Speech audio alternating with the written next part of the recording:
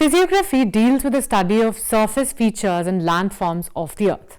In today's class, we'll be learning about the physiographic features of India with respect to Himalayas.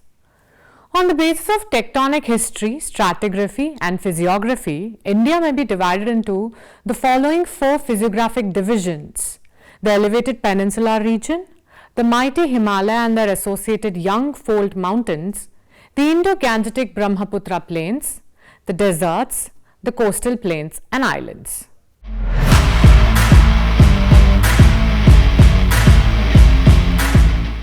The Himalaya consists of four lithotectonic mountain ranges, namely the Trans-Himalaya or the Tethys Himalaya, the Greater Himalaya, the Lesser Himalaya and the Shivalik or the Outer Himalayas.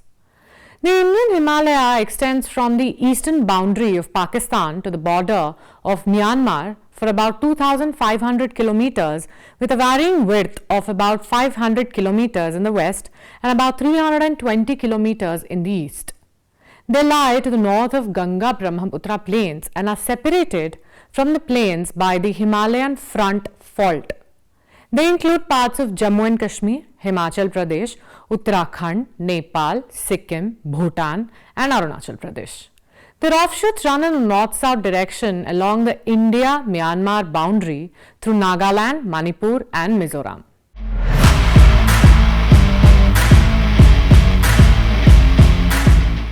The origin of Himalaya has been a point of contention among the geologists and geomorphologists. It is a complex mountain system having rocks from the Precambrian and Eocene periods. Mostly formed of sedimentary and metamorphic rocks, it has been subjected to intense folding and faulting. The main theories about the origin of Himalayas are the geosynclinal origin. The main supporters of this geosynclinal origin of the Himalaya are Argand, Kober and Suez. According to these geologists, the disintegration of Pangaea about 200 million years back led to the formation of a long Tethys Sea between the Laurentian Shield, the Angara land of the north and the Gondwana land of the south. This sea was occupying the region of Himalaya during the Mesozoic era, which is 180 million years ago. At the end of the Paleozoic and the beginning of the Mesozoic eras, the Tethys almost girdled the whole earth, running from Europe in the west to China in the east.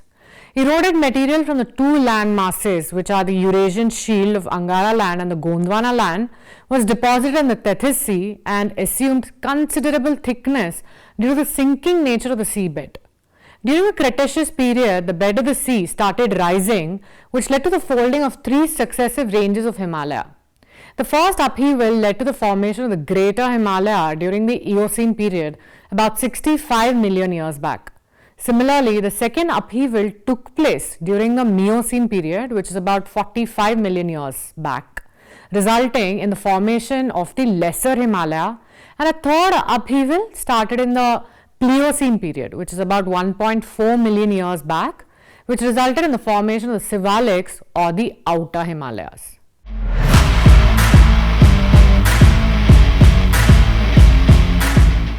The origin of Himalaya, according to this theory of plate tectonics, was put forward by W.J. Morgan of Princeton University in 1967. This theory is based on the concept of seafloor spreading advocated by H.H. Hess. According to this theory, about 70 or 65 million years ago, there was an extensive geosyncline called the Tethys in place of the Himalaya. About 65 to 30 million years ago, the Indian plate came very close to the Asian plate and started subsiding under the Asian plate. This caused lateral compression, due to which the sediments of the Tethys were squeezed and folded into three parallel ranges of the Himalaya. It has been estimated that this convergence has caused a crustal shortening of about 500 kilometers in the Himalayan region and is compensated by seafloor spreading along the oceanic ridge in the Indian Ocean region. Since the northward movement of the Indian plate is still continuing, the height of Himalayan peaks is increasing. The Indian plate is moving northward and the center of rotation is constantly changing. The continent-to-continent collision between the Indian and the Asiatic plates started around 65 million years ago and caused the Himalaya to rise from the Tethys geosyncline. Thus, the first major phase of uplift in the Himalaya occurred around 65 million years ago. This orogenic movement elevated the central axis of ancient crystalline and meta-sedimentary rocks which have been intruded by large masses of granite. It is believed that the first major phase of uplift initially produced the Ladakh and the Zaskar ranges of the Trans-Himalaya before the formation of the Great Himalaya. Hence, it is to be realized that except the Kashmir part of Himalaya, the Himalayan ranges have not developed from a geosyncline and are made up of elements formally connected to the marginal parts of the Indian shield. During the main Himalayan orogeny, this continuous geosynclinal sedimentation led to the underthrusting of the Indian shield against the Tibetan Massif, which buckled down the geosynclinal deposits, resulting in the outflow of a large amount of ultra-basic rocks known as the ophiolites. These ophiolites are seen as exotic blocks on the Ladakh and the Zaskar ranges of the Trans-Himalaya.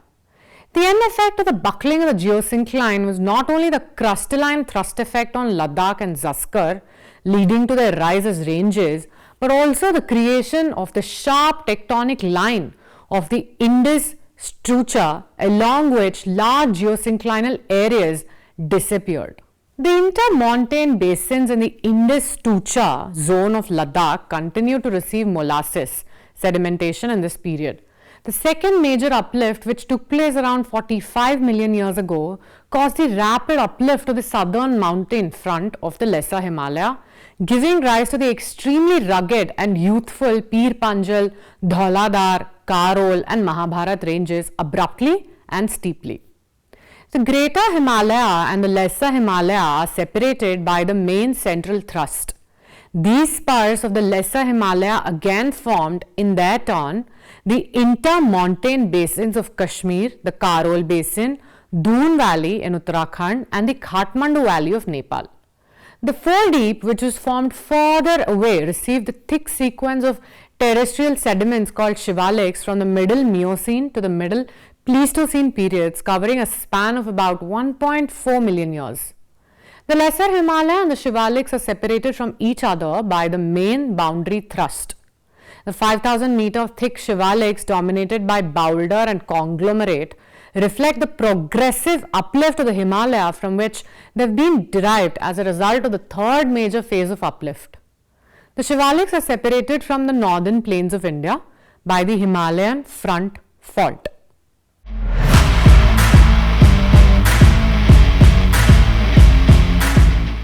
For a systematic study of the physiography and relief, the Himalaya may be divided into the following four divisions from north to south: the Trans-Himalayas, the Greater Himalayas, the Lesser Himalayas and the Shivaliks or the Outer Himalayas. Now let's look at them individually. The Trans-Himalaya. The Trans-Himalayas are about 40 kilometers wide. They contain the Tethys sediments. The rocks of the region contain fossils bearing marine sediments which are underlain by the tertiary granite. It is partly metamorphosized sediments and constitutes the core of the Himalayan axis. It has a great accumulation of debris in the valleys of defeated streams which could not maintain the southerly course across the rising barrier of Himalaya. Now the next feature, the Greater Himalaya. The Greater Himalaya rise abruptly like a wall north of the Lesser Himalaya. the MCT separates the Greater Himalaya from the Lesser Himalaya. The Greater Himalaya are about 25 kilometers wide with an average height of about 6,100 meters. Almost all the lofty peaks of the Himalayas, Mount Everest, Kanchenjunga, Nanga Parbat, Ghasher Brum, Mansalu, Dhaulagiri, Nanda Devi, etc. lie in the zone. The Greater Himalaya are composed of crystalline, igneous or metamorphic rocks, which are granite, schist and gneiss. The basalt complex of Himalaya is Archean. At places, due to heavy thrust, older rocks are found overlying the newer rocks. The Greater Himalaya are almost a continuous range. The range has very few gaps, mainly provided by the antecedent rivers. The Greater Himalayas receives less rainfall as compared to the Lesser Himalaya and the Shivaliks. Now, the physical weathering is pronounced here. Erosion is, however, less effective over the Greater Himalaya as compared to the Lesser Himalaya. Being lofty, they have very little forest area. Now, the next feature, the Lesser Himalaya. The width of the Lesser Himalaya is about 80 kilometers with an average height of 1300 to 4600 meters. It consists generally of unfossiliferous sediments or metamorphosized crystalline. The main rocks are slate, limestone and quartzites. Along the southern margin of the Lesser Himalaya lies the Orthochinitous belt of highly compressed Upper Paleozoic to Eocene rocks, often containing volcanic material. Examples of the Orthochinitous belts are found between the Muir and the Panjal thrust in Kashmir, Giri thrust in the Shimla region, and the Karol and the MBT in Garhwal region.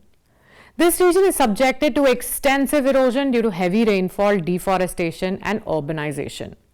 Now let's look at the next feature, the Shivaliks or the Outer Himalayas or Sub-Himalaya. The Shivaliks extend from Jammu division of Jammu and Kashmir territory to Assam. In width, Shivaliks vary from 8 kilometers in the east to 45 kilometers in the west, with an average elevation of about 900 to 1500 meters above the sea level. It is not a continuous range, it is broader in the west and narrower down in the east. Between the Shivaliks and the Lesser Himalayas are longitudinal valleys called dunes or dunes. Some of the important dunes are Dehradun, Potli, Kotri, Kathmandu, Chumbi, Karada. The Shivaliks are mainly composed of sandstones, sand rocks, clay, conglomerates and limestones, mostly belonging to the upper tertiary period.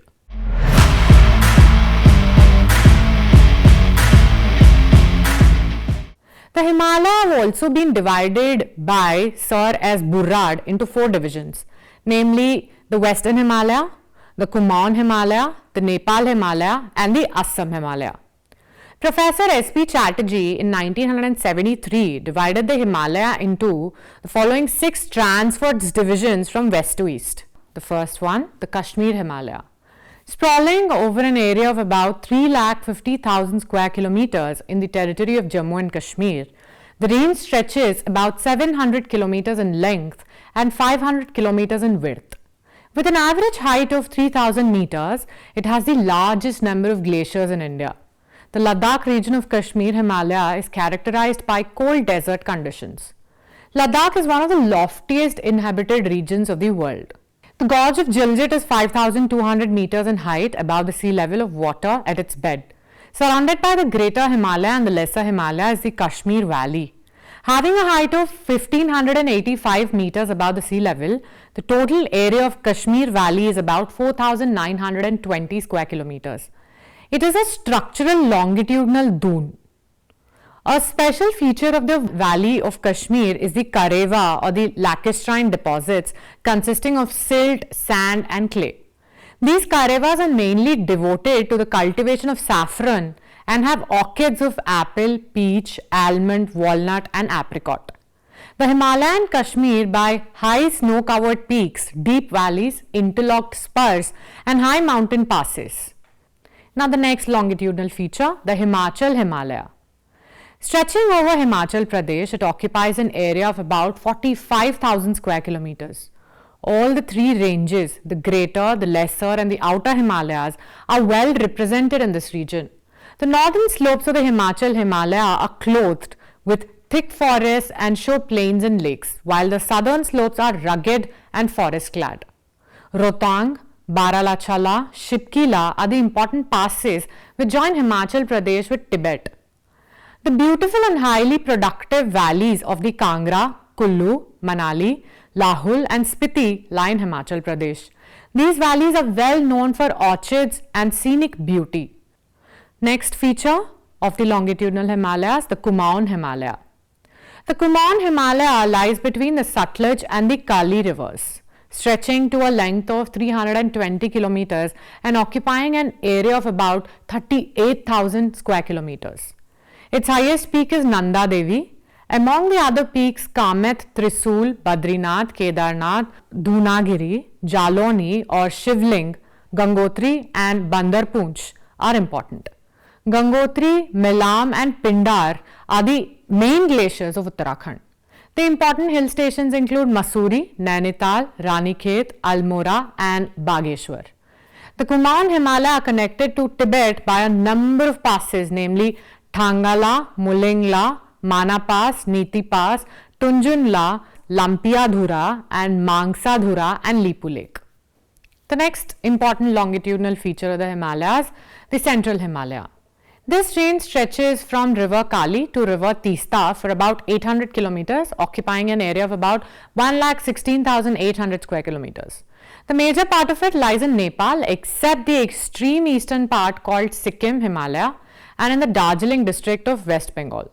All the three ranges of the Himalaya are represented here. The highest peaks of the world like Mount Everest, Kanchenjunga, Makalu, Dhaulagiri, Annapurna, Mansulu and Gosainath are situated in this part of the Himalaya.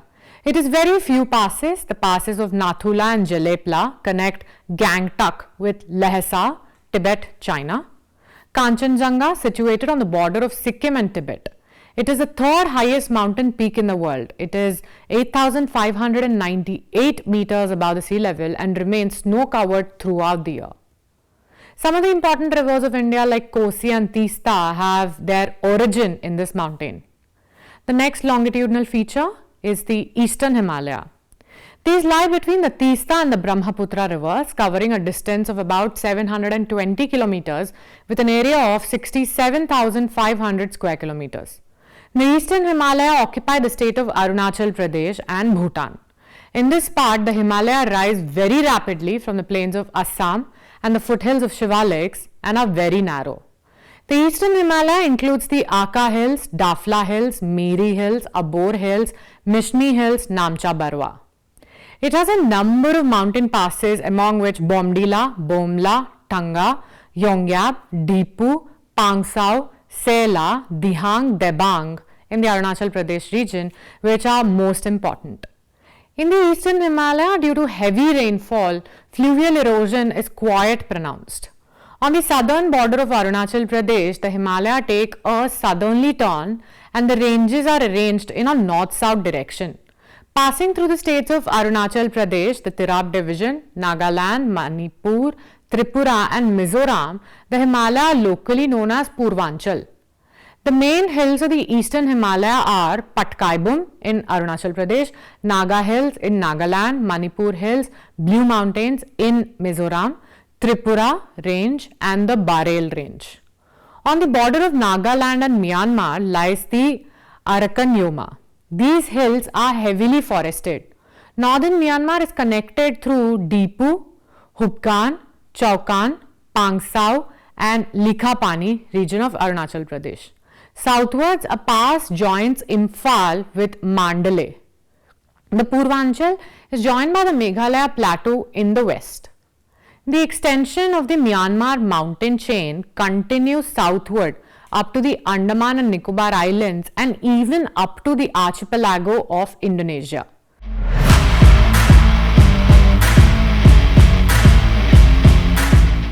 The general east-west trend of the Himalaya terminates suddenly at its western and eastern extremities, and its ranges are sharply bent southward in deep knee bent flexures which are called syntaxical bends. The western syntaxical bend is near Nanga Parbat, where the Indus cut a deep gorge. The geological formations here take a sharp hairpin bends as if they were bent round pivotal points obstructing them. There's a similar hairpin bend in Arunachal Pradesh where the mountains take a sharp bend from the eastern to the southern direction after crossing the Brahmaputra river.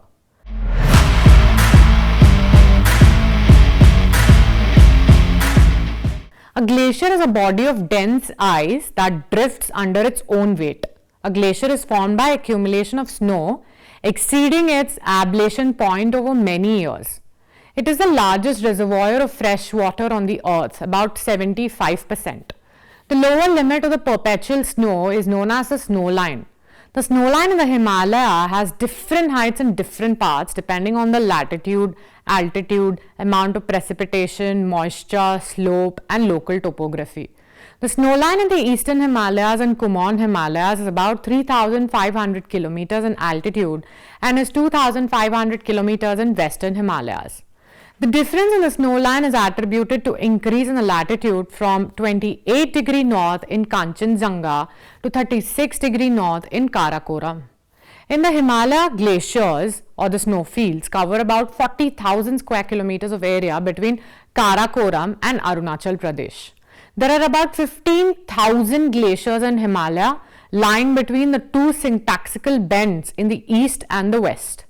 In the Arunachal Himalaya, the snow line is about 4,400 meters, whereas in Kashmir Himalaya it varies between 5,200 to 5,800 meters.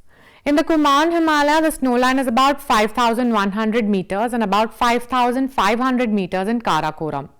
On the Tibetan side, the altitude of snow line is about 900 meters higher owing to the great desiccation of the region and scarcity of moisture.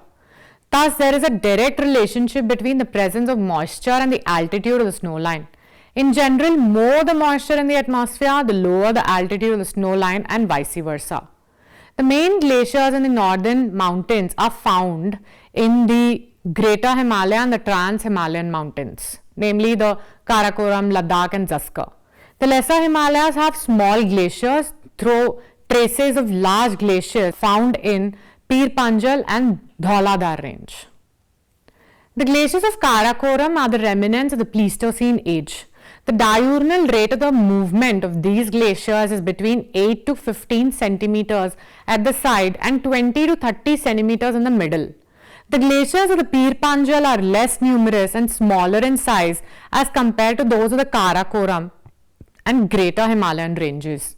The glaciers of Nanga Parbat Massif are small in size and are moving fast due to a steep slope. The glaciers are not only the source of Himalayan rivers but also maintain a regular supply of water in these rivers during off-monsoon period. The Himalayan glaciers are, however, receding. According to ISRO satellite study, 75% of Himalayan glaciers are melting, 8% advancing and 17% showing no change. Commissioned by the Environment Ministry, the study is different from the IPCC report claiming without sufficient evidence that the glaciers would vanish off by 2035. The average retreat of the Gangotri glacier is about 12 meters per year. It has retreated more than 1500 meters during the last 70 years.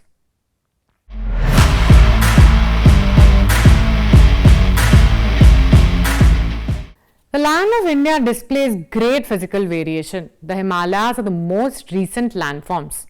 The Himalayas, geologically young and structurally fold mountains, stretch over the northern borders of India. These mountain ranges run in a west-east direction from Indus to the Brahmaputra. The Himalayas represent the loftiest and one of the most rugged mountain barriers of the world. They form an arc which covers a distance of about 2,400 kilometers. The width varies from 400 kilometers in Kashmir to 150 kilometers in Arunachal Pradesh. The altitudinal variations are greater in the eastern half than those in the western half. The Himalaya consists of 3 parallel ranges in its longitudinal extent. A number of valleys lie between these regions.